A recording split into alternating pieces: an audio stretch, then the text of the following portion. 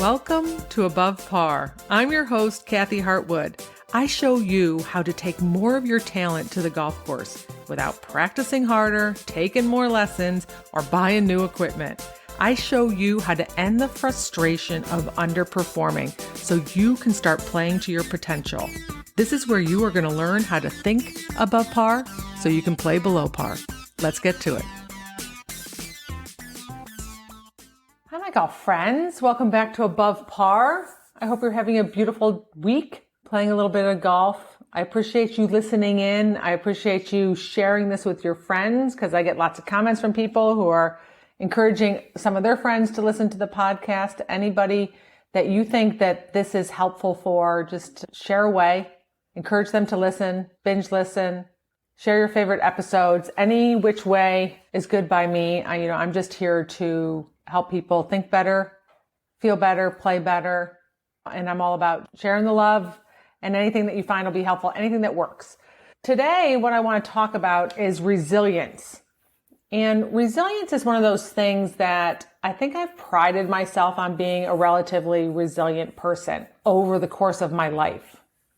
And I want to talk about how it actually is a life skill, but its relevance to the game of golf. And maybe it's a different way of you looking at you managing your mind is really about pursuing resilience.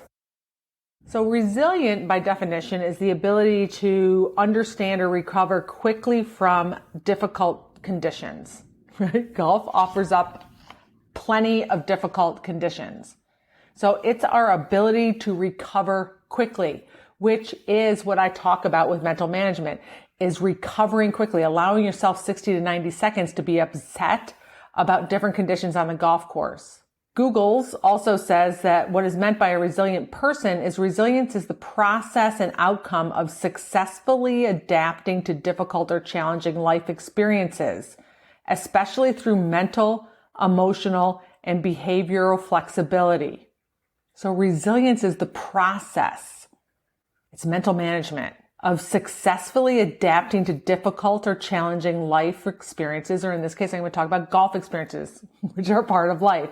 So I would tell you that over the course of my life, I've been relatively resilient. I feel like I've bounced back a lot over a lot of the ups and downs that I've had throughout my life.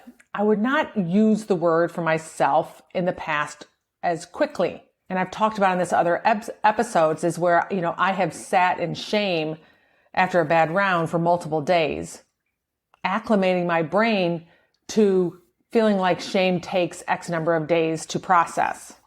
That's not quickly. What I've done and what I learn and what I do on a day-to-day basis on and off the golf course is I try to adapt quickly.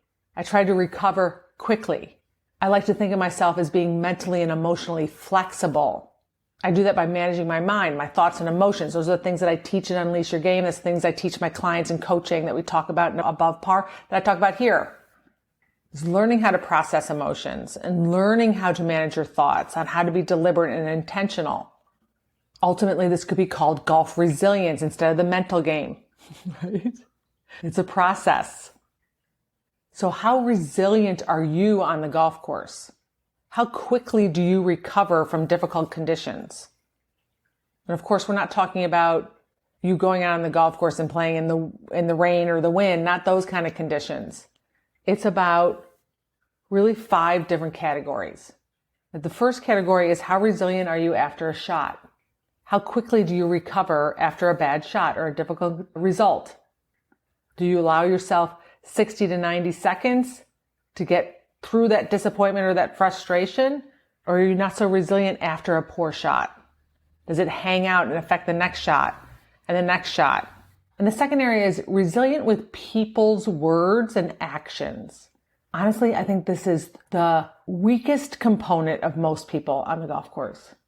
They're so intolerant of words that people say and things that people do on the golf course that it affects negatively their mental state and their emotional state for an extended period of time. They do not recover quickly from these things. They linger in these people shouldn't be doing these things. And that just affects them more, their golf game, and how much pleasure and enjoyment they're having during the day.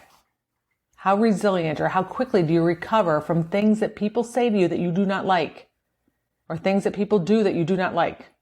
Is this an area that you could work on? Could you build up your golf people resilience, right? Or do you let the words that people say and the actions that people do affect your next shot, affect your day, affect your performance and your mood and your energy throughout the day? The third area is after a bad hole. So you can play one hole and have a bad shot and be pretty resilient and recover. Or you could get up to the green, play a little bit of hockey, make a 6 or a 7. Now you have a bad hole. How resilient, how quickly do you recover after a bad hole? How many shots does that affect moving forward? Your tee shot, your approach shot, do you hang on to it for multiple holes? And the fourth area is after a bad round. You produce a poor number, you don't like it. How long do you stay in a mental and an emotionally negative place? How quickly do you recover? How quickly do you pivot? And remember, I'm not saying that you don't get upset. By definition, this is difficult or challenging life experiences. This is not about not having negative emotions or negative outcomes or negative feelings. This is how long or how do we react? How do we recover? How long does it take to recover? Because bad rounds are going to happen. Bad shots are going to happen. Bad holes are going to happen. People are going to say crappy things to you. People are going to do stupid things on the golf course. If you're not resilient, if you don't have mental management, they're going to affect your performance. And of course, the last area is after a bad tournament, a series of bad rounds together. Or you might have not finished as high as you would have liked. You might not have placed where you wanted to place. You might have missed a cut or not made the qualifier. How long do you sulk or feel bad? How much does it affect your off-course life? How much does it affect the language that you say to yourself? How quickly do you recover? That's golf resilience. That's managing your mind. That's managing your emotions. So as I said, I think we could take the term mental game, which I'm not a fan of because I do not think it's a game.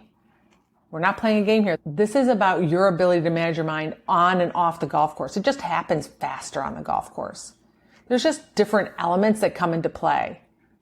There's things that we can do before a shot, after a shot, and then there's things that hang out with us all day that reveal some of the things that we struggle with off of the golf course.